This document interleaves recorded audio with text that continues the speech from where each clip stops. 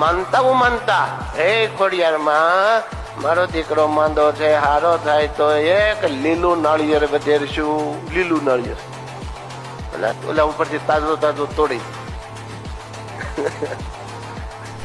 અભી બતા થાય ભાઈ, અભી બતા થાય.